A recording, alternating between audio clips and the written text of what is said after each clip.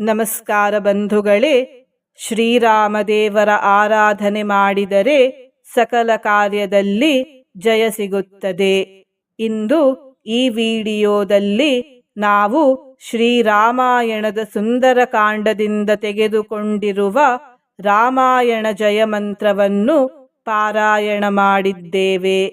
ಈ ಮಂತ್ರವು ಎರಡು ದೇವರ ಅಂದರೆ ಶ್ರೀರಾಮದೇವರ ಹಾಗೂ ಮಾರುತಿ ದೇವರ ಅಪಾರ ಆಶೀರ್ವಾದವನ್ನು ಕೊಡುತ್ತದೆ. ಜೊತೆಗೆ ಈ ಮಂತ್ರವು ಶತ್ರು ಸಂಹಾರ ಮಾಡುತ್ತದೆ ಹಾಗೂ ದುಃಖ ಕ್ಷಯ ಮಾಡುತ್ತದೆ. ಈ ಮಂತ್ರವನ್ನು ಪೂರ್ತಿ 108 ಬಾರಿ ಶ್ರದ್ಧಾಭಕ್ತಿಯಿಂದ ಹಾಗೂ ಅಸೀಮಿತ ನಂಬಿಕೆಯಿಂದ ಪಾರಾಯಣ ಮಾಡಿ ಅಥವಾ ಶ್ರವಣ ಮಾಡಿ. ಇಂದಿನ ಮನೆಮದ್ದು ಹೀಗಿದೆ. ಈ ಮನೆಮದ್ದು ಜ್ಞಾಪಕ ಶಕ್ತಿಯನ್ನು ಹೆಚ್ಚಿಸುತ್ತದೆ. ಜ್ಞಾಪಕ ಶಕ್ತಿಯನ್ನು ಹೆಚ್ಚಿಸಲು 1 ಕಟ್ಟು ಕೊತ್ತಂಬರಿ ಸೊಪ್ಪನ್ನು ತೆಗೆದುಕೊಂಡು ಅದರ ಬೇರನ್ನು ಕಟ್ ಮಾಡಿಕೊಳ್ಳಿ. ನಂತರ ಕೊತ್ತಂಬರಿ ಸೊಪ್ಪನ್ನು ತೊಳೆದುಕೊಂಡು ಅದನ್ನು ಜಜ್ಜಿ ಅದರ ರಸವನ್ನು ತೆಗೆಯಿರಿ. ಈ ರಸವನ್ನು ಬೆಳಿಗ್ಗೆ ಆಹಾರ ಸೇವಿಸಿದ ನಂತರ ಸೇವಿಸಿ. ಹೀಗೆ ಪ್ರತಿದಿನ ಸೇವಿಸಿದರೆ ಜ್ಞಾಪಕ ಶಕ್ತಿ ಹೆಚ್ಚುತ್ತದೆ. ಬಂಧುಗಳೇ, ನೀವು ಚಾನಲಿಗೆ ಮೊದಲನೇ ಬಾರಿ ಬಂದಿದ್ದರೆ ಚಾನಲನ್ನು ಸಬ್ಸ್ಕ್ರೈಬ್ ಮಾಡಿ ಹತ್ತಿರದ ಬೆಲ್ ಬಟನ್ ಒತ್ತಿ ಆಲ್ ಅನ್ನುವ ಆಪ್ಷನ್ ಅನ್ನು ಸೆಲೆಕ್ಟ್ ಮಾಡಿ. ನೀವು ಸಬ್ಸ್ಕ್ರೈಬ್ ಮಾಡಿದರೆ ನಮಗೂ ಇನ್ನೂ ಹೆಚ್ಚು ವಿಡಿಯೋ ಮಾಡಲು ಸ್ಫೂರ್ತಿ ಸಿಗುತ್ತದೆ ಮತ್ತು ನಿಮಗೂ ನಮ್ಮ ಹೊಸ ವಿಡಿಯೋ ಅಪ್ಲೋಡ್ ಆದ ತಕ್ಷಣವೇ ಸಿಗುತ್ತದೆ. ಮಂತ್ರಶ್ರವಣ ಮಾಡುವಾಗ ರಾಮ ರಾಮ ಎಂದು ಕಮೆಂಟ್ ಮಾಡಿ ಬಂಧುಗಳೇ. ಮಂತ್ರ ಪಾರಾಯಣವನ್ನು ಶುರು ಮಾಡೋಣ. ದಾಸೋಹಂ ಕೋಸಲೇಂದ್ರಸ್ಯ ರಾಮಸ್ಯ ಕ್ಲಿಷ್ಟಕರ್ಮಣಃ ಹನುಮಾನ್ ಶತ್ರು ಸೈನ್ಯಾನಾಂ ನಿಹಂತಾ ಮಾರುತಾತ್ಮಜಃ. ದಾಸೋಹಂ ಕೋಸಲೇಂದ್ರಸ್ಯ ರಾಮಸ್ಯ ಕ್ಲಿಷ್ಟಕರ್ಮಣಃ ಹನುಮಾನ್ ಶತ್ರು ಸೈನ್ಯಾನಾಂ ನಿಹಂತಾ ಮಾರುತಾತ್ಮಜಃ. ದಾಸೋಹಂ ಕೋಸಲೇಂದ್ರಸ್ಯ ರಾಮಸ್ಯ ಕ್ಲಿಷ್ಟಕರ್ಮಣಃ ಹನುಮಾನ್ ಶತ್ರು ಸೈನ್ಯಾನಾಂ ನಿಹಂತಾ ಮಾರುತಾತ್ಮಜಃ. ದಾಸೋಹಂ ಕೋಸಲೇಂದ್ರಸ್ಯ ರಾಮಸ್ಯ ಕ್ಲಿಷ್ಟಕರ್ಮಣಃ ಹನುಮಾನ್ ಶತ್ರು ಸೈನ್ಯಾನಾಂ ನಿಹಂತಾ ಮಾರುತಾತ್ಮಜಃ. ದಾಸೋಹಂ ಕೋಸಲೇಂದ್ರಸ್ಯ ರಾಮಸ್ಯ ಕ್ಲಿಷ್ಟಕರ್ಮಣಃ ಹನುಮಾನ್ ಶತ್ರು ಸೈನ್ಯಾನಾಂ ನಿಹಂತಾ ಮಾರುತಾತ್ಮಜಃ.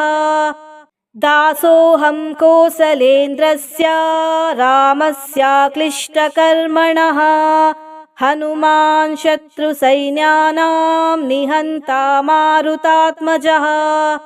ದಾಸೋಹಂ ಕೋಸಲೇಂದ್ರಸ್ಯ ರಾಮಸ್ಯ ಕ್ಲಿಷ್ಟಕರ್ಮಣಃ ಹನುಮಾನ್ ಶತ್ರು ಸೈನ್ಯಾನಾಂ ನಿಹಂತಾ ಮಾರುತಾತ್ಮಜಃ. ದಾಸೋಹಂ ಕೋಸಲೇಂದ್ರಸ್ಯ ರಾಮಸ್ಯ ಕ್ಲಿಷ್ಟಕರ್ಮಣಃ ಹನುಮಾನ್ ಶತ್ರು ಸೈನ್ಯಾನಾಂ ನಿಹಂತಾ ಮಾರುತಾತ್ಮಜಃ.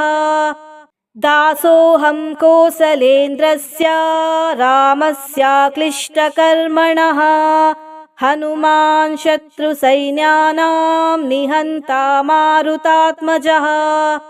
ದಾಸೋಹಂ ಕೋಸಲೇಂದ್ರಸ್ಯ ರಾಮಸ್ಯ ಕ್ಲಿಷ್ಟಕರ್ಮಣಃ ಹನುಮಾನ್ ಶತ್ರು ಸೈನ್ಯಾನಾಂ ನಿಹಂತಾ ಮಾರುತಾತ್ಮಜಃ. ದಾಸೋಹಂ ಕೋಸಲೇಂದ್ರಸ್ಯ ರಾಮಸ್ಯ ಕ್ಲಿಷ್ಟಕರ್ಮಣಃ ಹನುಮಾನ್ ಶತ್ರು ಸೈನ್ಯಾನಾಂ ನಿಹಂತಾ ಮಾರುತಾತ್ಮಜಃ.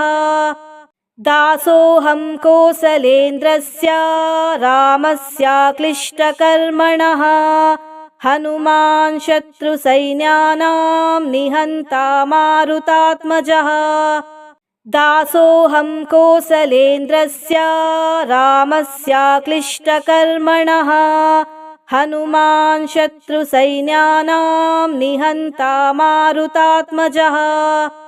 दासोऽहं कोसलेन्द्रस्य रामस्याक्लिष्टकर्मणः हनुमान् शत्रुसैन्यानां निहन्ता मारुतात्मजः। दासोऽहं कोसलेन्द्रस्य रामस्याक्लिष्टकर्मणः हनुमान् शत्रुसैन्यानां निहन्ता मारुतात्मजः। दासोऽहं कोसलेन्द्रस्य रामस्याक्लिष्टकर्मणः हनुमान् शत्रुसैन्यानां निहन्ता मारुतात्मजः।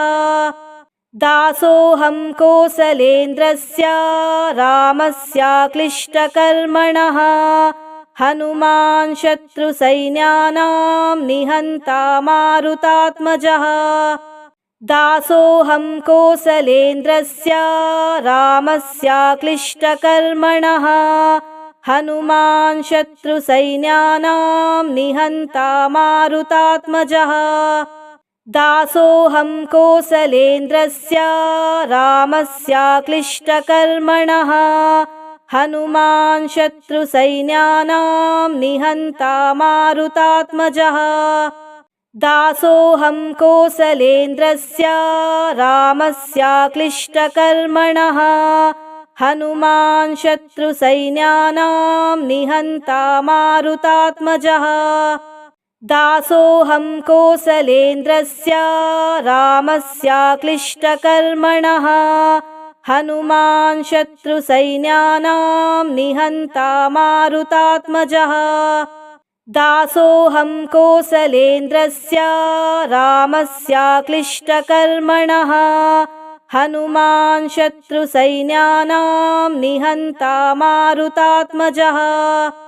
दासोऽहं कोसलेन्द्रस्य रामस्याक्लिष्टकर्मणः हनुमान् शत्रुसैन्यानां निहन्ता मारुतात्मजः। दासोऽहं कोसलेन्द्रस्य रामस्याक्लिष्टकर्मणः हनुमान् शत्रुसैन्यानां निहन्ता मारुतात्मजः। दासोऽहं कोसलेन्द्रस्य रामस्याक्लिष्टकर्मणः हनुमान् शत्रुसैन्यानां निहन्ता मारुतात्मजः। दासोऽहं कोसलेन्द्रस्य रामस्याक्लिष्टकर्मणः हनुमान् शत्रुसैन्यानां निहन्ता मारुतात्मजः। दासोऽहं कोसलेन्द्रस्य रामस्याक्लिष्टकर्मणः हनुमान् शत्रुसैन्यानां निहन्ता मारुतात्मजः। दासोऽहं कोसलेन्द्रस्य रामस्याक्लिष्टकर्मणः हनुमान् शत्रुसैन्यानां निहन्ता मारुतात्मजः। दासोऽहं कोसलेन्द्रस्य रामस्याक्लिष्टकर्मणः हनुमान् शत्रुसैन्यानां निहन्ता मारुतात्मजः। दासोऽहं कोसलेन्द्रस्य रामस्याक्लिष्टकर्मणः हनुमान् शत्रुसैन्यानां निहन्ता मारुतात्मजः। दासोऽहं कोसलेन्द्रस्य रामस्याक्लिष्टकर्मणः हनुमान् शत्रुसैन्यानां निहन्ता मारुतात्मजः। दासोऽहं कोसलेन्द्रस्य रामस्याक्लिष्टकर्मणः हनुमान् शत्रुसैन्यानां निहन्ता मारुतात्मजः। दासोऽहं कोसलेन्द्रस्य रामस्याक्लिष्टकर्मणः हनुमान् शत्रुसैन्यानां निहन्ता मारुतात्मजः। दासोऽहं कोसलेन्द्रस्य रामस्याक्लिष्टकर्मणः हनुमान् शत्रुसैन्यानां निहन्ता मारुतात्मजः। दासोऽहं कोसलेन्द्रस्य रामस्याक्लिष्टकर्मणः। हनुमान् शत्रुसैन्यानां निहन्ता मारुतात्मजः। दासोऽहं कोसलेन्द्रस्य रामस्याक्लिष्टकर्मणः। हनुमान् शत्रुसैन्यानां निहन्ता मारुतात्मजः। दासोऽहं कोसलेन्द्रस्य रामस्याक्लिष्टकर्मणः। हनुमान् शत्रुसैन्यानां निहन्ता मारुतात्मजः। दासोऽहं कोसलेन्द्रस्य रामस्याक्लिष्टकर्मणः। हनुमान् शत्रुसैन्यानां निहन्ता मारुतात्मजः। दासोऽहं कोसलेन्द्रस्य रामस्याक्लिष्टकर्मणः। हनुमान् शत्रुसैन्यानां निहन्ता मारुतात्मजः। दासोऽहं कोसलेन्द्रस्य रामस्याक्लिष्टकर्मणः। हनुमान् शत्रुसैन्यानां निहन्ता मारुतात्मजः। दासोऽहं कोसलेन्द्रस्य रामस्याक्लिष्टकर्मणः।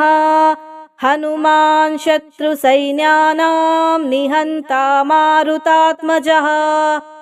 दासोऽहं कोसलेन्द्रस्य रामस्याक्लिष्टकर्मणः। हनुमान् शत्रुसैन्यानां निहन्ता मारुतात्मजः। दासोऽहं कोसलेन्द्रस्य रामस्याक्लिष्टकर्मणः। हनुमान् शत्रुसैन्यानां निहन्ता मारुतात्मजः। दासोऽहं कोसलेन्द्रस्य रामस्याक्लिष्टकर्मणः। हनुमान् शत्रुसैन्यानां निहन्ता मारुतात्मजः। दासोऽहं कोसलेन्द्रस्य रामस्याक्लिष्टकर्मणः। हनुमान् शत्रुसैन्यानां निहन्ता मारुतात्मजः। दासोऽहं कोसलेन्द्रस्य रामस्याक्लिष्टकर्मणः। हनुमान् शत्रुसैन्यानां निहन्ता मारुतात्मजः। दासोऽहं कोसलेन्द्रस्य रामस्याक्लिष्टकर्मणः। हनुमान् शत्रुसैन्यानां निहन्ता मारुतात्मजः। दासोऽहं कोसलेन्द्रस्य रामस्याक्लिष्टकर्मणः।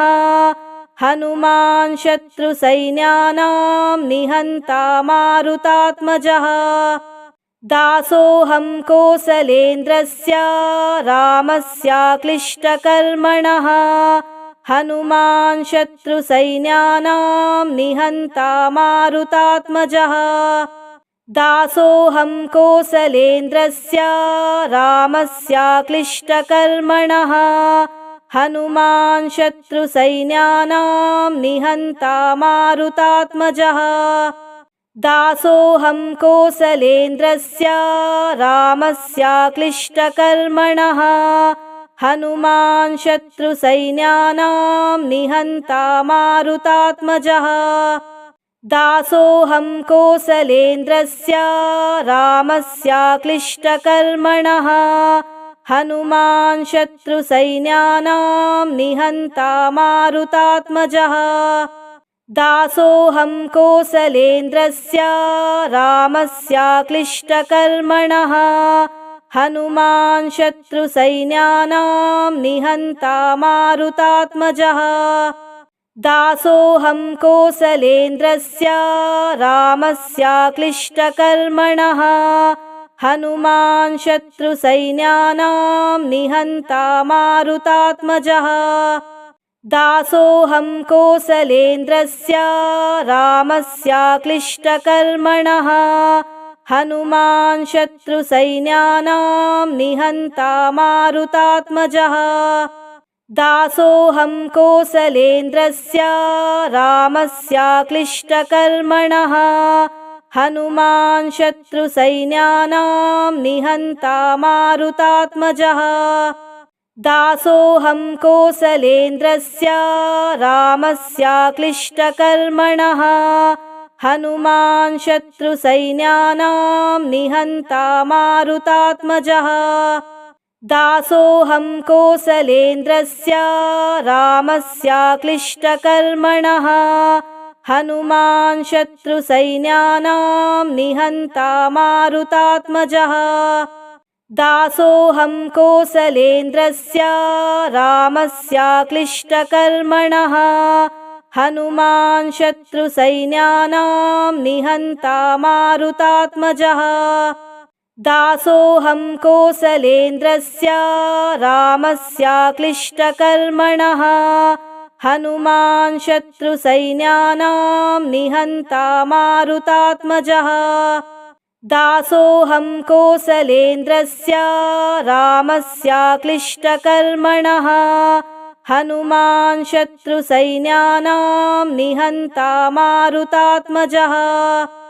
दासोऽहं कोसलेन्द्रस्य रामस्याक्लिष्टकर्मणः हनुमान् शत्रुसैन्यानां निहन्ता मारुतात्मजः। दासोऽहं कोसलेन्द्रस्य रामस्याक्लिष्टकर्मणः हनुमान् शत्रुसैन्यानां निहन्ता मारुतात्मजः। दासोऽहं कोसलेन्द्रस्य रामस्याक्लिष्टकर्मणः हनुमान् शत्रुसैन्यानां निहन्ता मारुतात्मजः। दासोऽहं कोसलेन्द्रस्य रामस्याक्लिष्टकर्मणः हनुमान् शत्रुसैन्यानां निहन्ता मारुतात्मजः। दासोऽहं कोसलेन्द्रस्य रामस्याक्लिष्टकर्मणः हनुमान् शत्रुसैन्यानां निहन्ता मारुतात्मजः। दासोऽहं कोसलेन्द्रस्य रामस्याक्लिष्टकर्मणः हनुमान् शत्रुसैन्यानां निहन्ता मारुतात्मजः। दासोऽहं कोसलेन्द्रस्य रामस्याक्लिष्टकर्मणः हनुमान् शत्रुसैन्यानां निहन्ता मारुतात्मजः। दासोऽहं कोसलेन्द्रस्य रामस्याक्लिष्टकर्मणः हनुमान् शत्रुसैन्यानां निहन्ता मारुतात्मजः। दासोऽहं कोसलेन्द्रस्य रामस्याक्लिष्टकर्मणः हनुमान् शत्रुसैन्यानां निहन्ता मारुतात्मजः। दासोऽहं कोसलेन्द्रस्य रामस्याक्लिष्टकर्मणः हनुमान् शत्रुसैन्यानां निहन्ता मारुतात्मजः। दासोऽहं कोसलेन्द्रस्य रामस्याक्लिष्टकर्मणः हनुमान् शत्रुसैन्यानां निहन्ता मारुतात्मजः। दासोऽहं कोसलेन्द्रस्य रामस्याक्लिष्टकर्मणः हनुमान् शत्रुसैन्यानां निहन्ता मारुतात्मजः। दासोऽहं कोसलेन्द्रस्य रामस्याक्लिष्टकर्मणः हनुमान् शत्रुसैन्यानां निहन्ता मारुतात्मजः। दासोऽहं कोसलेन्द्रस्य रामस्याक्लिष्टकर्मणः हनुमान् शत्रुसैन्यानां निहन्ता मारुतात्मजः। दासोऽहं कोसलेन्द्रस्य रामस्याक्लिष्टकर्मणः हनुमान् शत्रुसैन्यानां निहन्ता मारुतात्मजः। दासोऽहं कोसलेन्द्रस्य रामस्याक्लिष्टकर्मणः हनुमान् शत्रुसैन्यानां निहन्ता मारुतात्मजः।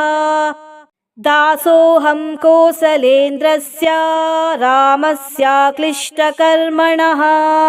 हनुमान् शत्रुसैन्यानां निहन्ता मारुतात्मजः। दासोऽहं कोसलेन्द्रस्य रामस्याक्लिष्टकर्मणः। हनुमान् शत्रुसैन्यानां निहन्ता मारुतात्मजः। दासोऽहं कोसलेन्द्रस्य रामस्याक्लिष्टकर्मणः। हनुमान् शत्रुसैन्यानां निहन्ता मारुतात्मजः। दासोऽहं कोसलेन्द्रस्य रामस्याक्लिष्टकर्मणः। हनुमान् शत्रुसैन्यानां निहन्ता मारुतात्मजः। दासोऽहं कोसलेन्द्रस्य रामस्याक्लिष्टकर्मणः। हनुमान् शत्रुसैन्यानां निहन्ता मारुतात्मजः। दासोऽहं कोसलेन्द्रस्य रामस्याक्लिष्टकर्मणः। हनुमान् शत्रुसैन्यानां निहन्ता मारुतात्मजः। दासोऽहं कोसलेन्द्रस्य रामस्याक्लिष्टकर्मणः। हनुमान् शत्रुसैन्यानां निहन्ता मारुतात्मजः। दासोऽहं कोसलेन्द्रस्य रामस्याक्लिष्टकर्मणः। हनुमान् शत्रुसैन्यानां निहन्ता मारुतात्मजः। दासोऽहं कोसलेन्द्रस्य रामस्याक्लिष्टकर्मणः। हनुमान् शत्रुसैन्यानां निहन्ता मारुतात्मजः। दासोऽहं कोसलेन्द्रस्य रामस्याक्लिष्टकर्मणः। हनुमान् शत्रुसैन्यानां निहन्ता मारुतात्मजः। दासोऽहं कोसलेन्द्रस्य रामस्याक्लिष्टकर्मणः। हनुमान् शत्रुसैन्यानां निहन्ता मारुतात्मजः। दासोऽहं कोसलेन्द्रस्य रामस्याक्लिष्टकर्मणः। हनुमान् शत्रुसैन्यानां निहन्ता मारुतात्मजः। दासोऽहं कोसलेन्द्रस्य रामस्याक्लिष्टकर्मणः। हनुमान् शत्रुसैन्यानां निहन्ता मारुतात्मजः। दासोऽहं कोसलेन्द्रस्य रामस्याक्लिष्टकर्मणः। हनुमान् शत्रुसैन्यानां निहन्ता मारुतात्मजः। दासोऽहं कोसलेन्द्रस्य रामस्याक्लिष्टकर्मणः। हनुमान् शत्रुसैन्यानां निहन्ता मारुतात्मजः। दासोऽहं कोसलेन्द्रस्य रामस्याक्लिष्टकर्मणः।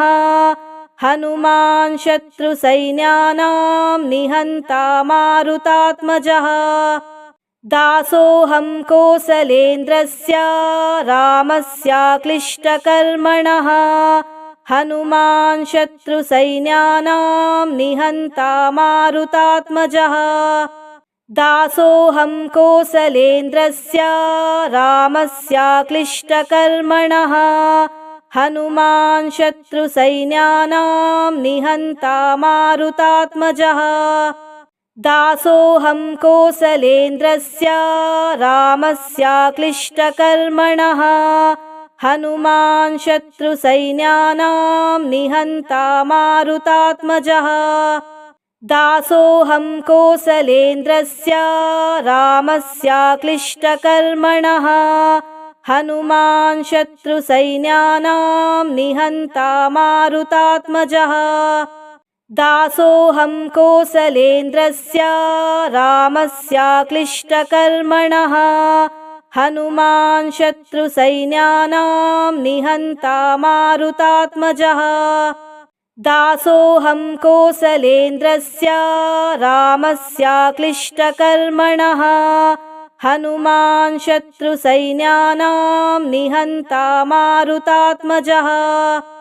दासोऽहं कोसलेन्द्रस्य रामस्याक्लिष्टकर्मणः हनुमान् शत्रुसैन्यानां निहन्ता मारुतात्मजः। दासोऽहं कोसलेन्द्रस्य रामस्याक्लिष्टकर्मणः हनुमान् शत्रुसैन्यानां निहन्ता मारुतात्मजः। दासोऽहं कोसलेन्द्रस्य रामस्याक्लिष्टकर्मणः हनुमान् शत्रुसैन्यानां निहन्ता मारुतात्मजः। दासोऽहं कोसलेन्द्रस्य रामस्याक्लिष्टकर्मणः हनुमान् शत्रुसैन्यानां निहन्ता मारुतात्मजः। दासोऽहं कोसलेन्द्रस्य रामस्याक्लिष्टकर्मणः हनुमान् शत्रुसैन्यानां निहन्ता मारुतात्मजः। दासोऽहं कोसलेन्द्रस्य रामस्याक्लिष्टकर्मणः हनुमान् शत्रुसैन्यानां निहन्ता मारुतात्मजः। दासोऽहं कोसलेन्द्रस्य रामस्याक्लिष्टकर्मणः हनुमान् शत्रुसैन्यानां निहन्ता मारुतात्मजः। दासोऽहं कोसलेन्द्रस्य रामस्याक्लिष्टकर्मणः हनुमान् शत्रुसैन्यानां निहन्ता मारुतात्मजः। दासोऽहं कोसलेन्द्रस्य रामस्याक्लिष्टकर्मणः हनुमान् शत्रुसैन्यानां निहन्ता मारुतात्मजः।